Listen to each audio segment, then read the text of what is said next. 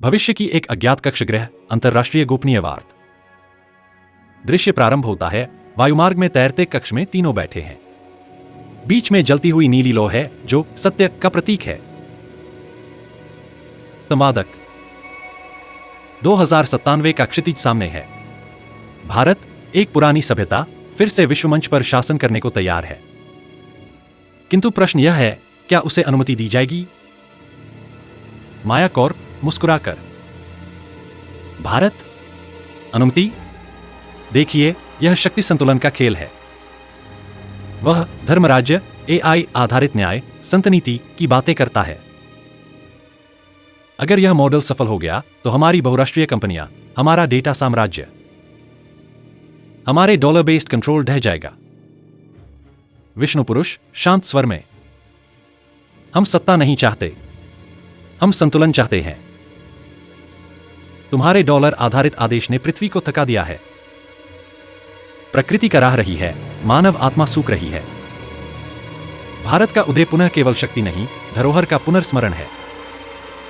माया Corp तेवर बदलकर, धरोहर की बातें वे करते हैं जिनके पास टेक्नोलॉजी नहीं। पर हमने देखा, तुम्हारी एआई नैतिकता, तुम्हारा लोकशासन, यह अनुपयोगी लोकतंत्र बनता जा रहा है। People don't want Dharma, they want convenience. Vishnu पुरुष नजरों में स्थिरता, यह भ्रम है। कन्वीनियंस एक थकान है। हमने एआई को गीता के श्लोकों, हदीस की नीति, बुद्ध के करुणा सिद्धांतों से शिक्षित किया है। यह भारत अब भीख नहीं मांगता, यह दिशा देता है। और वह दिशा तुम्हारी लिनियर एम्पायर को हिलाएगी। यक्ष संवादक, तो तुम कह रहे हो यह टकराव टेक्नोलॉजी का नहीं, दर्शन का है? Maya corp, yes, if India succeeds the world will question everything. Capitalism, NATO, IMF, dollar, Amazon, Meta, सब कुछ। इसीलिए हम आरएनआई रिफॉर्म न्यूट्रलाइजेशन इनिशिएटिव चला रहे हैं। हम भारतीय राजनीति में पुराने जातीय विभाजन जगाएंगे, सोशल मीडिया को वेपन बनाएंगे, एआई नैतिकता को अंधविश्वास कहकर बदनाम करेंगे। विष्णु पुरुष धीरे से मुस्कुराकर, तुम्हारा हर अस्त्र हमारे अंतर्यामी अस्त्र के सामने तुच्छ है।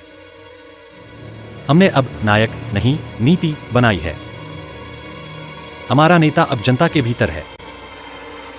तुम चाहे जितनी रुकावटें लाओ, भारत अब विचार बन चुका है। यक्ष संवादक गंभीर होकर, तो क्या यह टकराव अनिवार्य है? माया कॉर्प, यदि भारत ग्लोबल टेम्पलेट बदलना चाहता है तो हमें अस्तित्व की रक्षा करनी होगी। विष्णु पुरुष, और यदि हम सत्य को बचाना चाहते हैं तो हमें तुम्हारे भ्रम को शांत करना ही होगा। दृश्य धीरे धीरे लुप्त होता है। नीली लौ अब सुनहरी हो चुकी है। एक वाक्य रह जाता है, 2097, यह युद्ध केवल सीमाओं का नहीं, सोच का है। भारत अब राष्ट्र नहीं, दर्शन है। अमेरिका, यूरोपीय संघ और उनके रणनीतिक सहयोगी देश भारत की शक्ति वृद्धि को एक सिस्टमिक चुनौती के रूप में देख सकते हैं। भारत यदि वैकल्पिक वैश्विक मॉडल, धर्म, प्रकृति, एआई एथिक्स आधारित प्रस्तुत करता है तो यह पश्चिमी विचारधारा, सेक्युलर लिबरल कैपिटलिस्ट मॉडल को अस्थिर कर सकता है। चीन एशिया में अपना वर्चस्व बनाए रखना चाहता है। भारत का उदय चीन की बेल्ट एंड रोड इनिशिएटिव जैसी योजनाओं को चुनौती देगा। साथ ही भारत का दक्षिण एशिया और हिंद महासागर में प्रभाव बढ़ना चीन के रणनीतिक दायरे को संकुचित करेगा।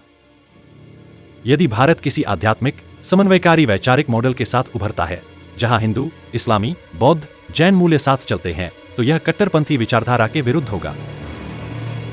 यदि भारत राजनीति मुक्त प्रशासन या धर्मनीति आधारित शासन की ओर बढ़े तो वर्तमान राजनीतिक दलों और उनके नेटवर्क को खतरा होगा। भ्रष्टाचार, सत्तालिप्सा और जातीय ध्रुवीकरण पर आधारित राजनीति इसके खिलाफ खड़ी होगी। यदि भारत नैतिक एआई, स्थानीय उत्पादन और पारंपरिक ज्ञान पर आधारित विकास मॉडल अपनाता है तो एमएनसीज और लॉबिस्ट इस प्रक्रिया को रोकने की कोशिश कर सकते हैं। पश्चिमी विचारधारा में प्रशिक्षित भारतीय बुद्धिजीवी वर्ग, जिन्होंने भारत को हमेशा पश्चिमी फ्रेम से देखा है, इस बदलाव को पिछड़ापन कहकर आलोचना करेंगे। 2097 तक यदि भारत विश्व शक्ति बनता है तो केवल जीडीपी या तकनीक से नहीं होगा। उसे एक वैकल्पिक सभ्यतागत मॉडल प्रस्तुत करना होगा, जहां धर्म को नियंत्रण नहीं, मार्गदर्शन का स्रोत माना जाए, जहां एआई, पर्यावरण और नैतिकता समन्वित हो, जहां शिक्षा, चिकित्सा और न्याय किसी बाजार के अधीन नहीं बल्कि सेवा के अधीन हो। यह मॉडल पश्चिम के सेक्युलर मटेरियलिज्म से टकराएगा, इसलिए टकराव होगा विचारधारा बनाम विचारधारा। एआई और नीति में धर्मनैतिक निर्देश जैसे गीता, उपनिषद, हदीस, बुद्ध वचन। ग्राम स्वराज्य प्लस ग्लोबल नेटवर्क, स्थानीय शासन, वैश्विक कनेक्टिविटी। शिक्षा का भारतीयकरण, ज्ञान को नौकरी से नहीं आत्मा से जोड़ा जाए। नई विदेश नीति, गुटनिरपेक्षता 2.0 शांति और संतुलन पर आधारित। 2097 का भारत यदि धर्मनीति आधारित वैश्विक व्यवस्था की ओर बढ़ रहा है, तो अधार्मिक शक्तियां, जिनका आधार लोभ, नियंत्रण और विकृति है, इसका विरोध स्वाभाविक रूप से करेंगी। श्रीमद् भगवद गीता, परित्राणाय साधूना विनाशाय च दुष्कृताम, धर्म संस्थापनार्थाय संभवामि युगे युगे, गीता 4.8। गीता स्पष्ट करती है कि हर युग में जब धर्म का पतन और अधर्म का विस्तार होता है, तब पुनः संतुलन हेतु शक्ति का अवतरण होता है। देवासुर संग्राम, काली युग वर्णन में असुरों का वर्णन मिलता है। वे उच्च तकनीक रखते हैं, माया, यंत्र, अस्त्र, परंतु उनका उद्देश्य लोक कल्याण नहीं, नियंत्रण होता है। विष्णु पुराण में कली का वर्णन है। कली का प्रभाव ऐसा होगा कि मनुष्य केवल धन को ही धर्म मानेगा। कौटिल्य अर्थशास्त्र में कहा गया है, शत्रु से बड़ा संकट वह होता है जो अंदर छिपा हो। आज भारत में राजनीति, जातीयता, सत्तालोलुपता से जो बिखराव हो रहा है, वह आंतरिक असुर के समान है। शासन नैतिकता, सेवा और उत्तरदायित्व पर आधारित होता है। राजा नायक नहीं, नीति का वाहक होता है। एआई आधारित नैतिक प्रशासन रामराज्य की आधुनिक पुनर्रचना हो सकती है।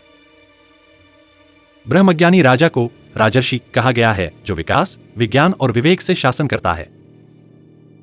2097 का भारत यदि आत्मनिष्ठ एआई, नीति और सत्य पर आधारित सिस्टम अपनाता है, तो यह वशिष्ठ दर्शन का ही टेक्नोवर्जन होगा। न्याय का आधार कानून नहीं, धर्म और विवेक होता है। शक्ति तब तक वैध है जब तक वह न्याय और लोक कल्याण के अधीन है। भारत केवल एक भूखंड नहीं, बल्कि एक चेतना का क्षेत्र है। ऋग्वेद भारत को ऋतस्य पथिकम कहता है, सत्य के मार्ग का यात्री। 2097 का भारत जब पुनः जागेगा, तो वह कोई शक्ति के रूप में नहीं, धर्म की पुनर्स्थापना के प्रतीक के रूप में जागेगा। वह विष्णु की तरह होगा, संतुलनकर्ता। उसका उदय सुदर्शन चक्र के समान होगा, ज्ञान की तीव्र गति और केंद्र में स्थिर नैतिकता, जिसे हम आज big tech, global finance, military alliances कहते हैं। वह सब भारतीय प्रतीकवाद में माया की असुर शक्ति के रूप में प्रकट होती है। माया मूलतः शक्ति है, लेकिन जब वह विभाजन, लोभ और भ्रम का उपकरण बन जाए, तो वह असुरों का अस्त्र बन जाती है। इसी माया से असुरों ने त्रैलोक्य जीता था, और आज उसी से मनुष्य का डिजिटल मन पर कब्जा किया जा रहा है। माया कॉर्प, जो संवाद में एक पात्र है, वह इसी असुर माया का प्रतीक है। वह सत्य को फैक्ट चेक और धर्म को पोलराइजेशन बताकर भ्रम फैलाती है। विष्णु के 4 हाथ 4 शक्तियों का प्रतीक है। शंख, संवाद, चक्र, ज्ञान, गदा, नीति, पद्म, करुणा। 2097 का भारत इन्हीं 4 प्रतीकों को आधुनिक रूप में धारण करेगा। शंख, सत्यनिष्ठ संवाद तंत्र, ओपन एआई एथिक्स, भारत निर्मित सर्च इंजिन्स। चक्र, तेज, नैतिक एआई, धार्मिक, दार्शनिक, न्यायपूर्ण बुद्धिमत्ता। गदा, नीति आधारित प्रशासन, डिसेंट्रलाइज्ड, ट्रांसपेरेंट गवर्नेंस। पद्म, करुणा और सौम्यता, सांस्कृतिक नेतृत्व। यह भारत युद्ध से नहीं, विवेक से जीतेगा। महाभारत में यक्ष ने युधिष्ठिर से प्रश्न पूछे थे, वे प्रतीक थे आत्मज्ञान के द्वार के। आज का भारत भी एक यक्ष प्रश्न से जूझ रहा है। क्या तुम अपनी शक्ति को लोभ में बदलोगे या लोक मंगल में? 2097 का भारत तभी टिकेगा जब वह अपनी तकनीक, डेटा, सैन्य शक्ति को धर्मनीति के अधीन रखेगा, न कि राजनीति या पूंजी के। शास्त्रों में कल की अवतार कली को समाप्त करने आते हैं, पर यह युद्ध तलवार से नहीं होता, यह युद्ध कालबोध और ज्ञानाग्नि से होता है। 2097 का भारत कल्कि का प्रतीक बन सकता है यदि वह समय की गति को पहचानकर आत्मचेतना और ज्ञान की शक्ति से दुनिया को नई दिशा देता है।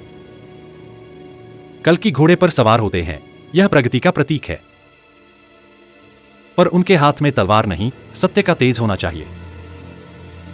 शिव का तांडव केवल विनाश नहीं है, यह पुनर्संरचना का प्रतीक है। 2097 का भारत भी एक तांडव करेगा, पुरानी संस्थाओं, भ्रष्ट विचारों और असंतुलित तकनीकों का। पर वह नटराज की तरह रचनात्मक तांडव होगा, जिसमें सब कुछ नष्ट नहीं, परिमार्जित होगा। 2097 में भारत यदि विश्व का मार्गदर्शक बनेगा, तो वह एक व्यक्ति या पार्टी नहीं, बल्कि एक विचारधारा, एक परंपरा और एक चेतना समूह के रूप में उभरेगा। जैसे सप्तर्षि ज्ञान के 7 स्रोत, वो मिलकर नव निर्माण करते हैं। उसमें ब्राह्मण की तपस्या होगी, क्षत्रिय की नीति, वैश्य की उद्यमिता और शूद्र की सेवा, ये सब श्रेणी नहीं, गुण होंगे। भारत का उदय केवल आर्थिक या सैन्य नहीं, बल्कि वैकल्पिक सभ्यतागत मार्ग प्रस्तुत करेगा जो पश्चिमी वर्चस्व को चुनौती देगा। यही कारण है कि शक्तिशाली संस्थान इसे रोकना चाहेंगे। भौतिकवाद, मटेरियलिज्म जीवन का उद्देश्य उपभोग, सुविधा और व्यक्तिगत स्वतंत्रता। पूंजीवाद, बाजार ही निर्णय करता है कि क्या नैतिक है। सेक्युलरिज्म, धर्म को सार्वजनिक जीवन से बाहर कर देना। भारतीय मॉडल, धार्मिक, एथिकल, टेक्नोलॉजिकल सिविलाइजेशन। धर्म व्यक्तिगत नहीं, सार्वभौमिक संतुलन, रित का आधार। टेक्नोलॉजी प्लस नीति, एआई को नैतिकता सिखाना, गीता, बुद्ध, कुरान से। एआई आधारित न्याय व्यवस्था, आत्मशासन, प्रकृति के साथ सहजीवन। नैरेटिव कंट्रोल, बड़े media, social media, think tank Bharat के नवोदय को हिंदुत्व, अंधविश्वास, फासीवाद की तरह चित्रित कर सकते हैं। एआई प्रोपेगेंडा, एनएलपी आधारित bots, content moderation, data manipulation से देश की आत्मछवि पर हमला। भारतीय उत्तर, स्वदेशी एआई सिस्टम जो भारतीय दृष्टिकोण को समझें। डिजिटल धर्म नीति, टेक्नोलॉजी को सत्य, अहिंसा और न्याय से जोड़ना। रोकने वाले खिलाड़ी, अमेरिका, नाटो, उन्हें डॉलर और टेक्नोलॉजी बचाना है। चीन, भारत का उदय एशिया में एक नया पावरपोल बना सकता है। कॉर्पोरेट लॉबीज, एमएनसीज, भारत के नैतिक सिस्टम से उनकी सर्वेलेंस कैपिटलिज्म प्रणाली को खतरा। भारत का विकल्प, गुटनिरपेक्षता 2.0, चीन अमेरिका दोनों से दूरी लेकिन सहयोग। नैतिक वैश्वीकरण, एथिकल ग्लोबलाइजेशन, वसुधैव कुटुंबकम का आधुनिक संस्करण। रोकने वाली आंतरिक शक्तियां, भ्रष्टाचार, जातीय राजनीति, धर्म के नाम पर ध्रुवीकरण। विदेशी शिक्षा मॉडल में प्रशिक्षित वर्ग जो भारतीय मॉडल को रूढ़िवादी कहता है। भारत की नई पीढ़ी जो एआई, ब्लॉकचेन और सनातन ज्ञान को एक साथ समझना चाहती है। ग्राम स्वराज्य प्लस ग्लोबल नेटवर्क, स्थानीय आत्मनिर्भरता, वैश्विक संवाद। राज्य सत्ता का संचालन लोकप्रियता, चुनाव या सत्ता संघर्ष से नहीं, बल्कि समर्थित धर्मनीति, गीता, बौद्ध नीति, इस्लामी न्यायशास्त्र से होगा। कैसा होगा? नीतियां गढ़ने वाला एआई सत्य, करुणा, विवेक से प्रशिक्षित। सत्ता का विकेंद्रीकरण, चक्रवर्ती राजा नहीं, राजर्षि समूह। निर्णयों का योग्यता व नैतिक मूल्यांकन, राज्यों की आधुनिक व्याख्या। विकेंद्रीकृत नेतृत्व, जिसमें 7 प्रकार के ऋषिसदृश विशेषज्ञ नीति, ज्ञान, कृषि, स्वास्थ्य, तकनीक, सुरक्षा और समाज संवेद रूप से निर्णय करें। प्रेरणा, सप्तर्षि परंपरा।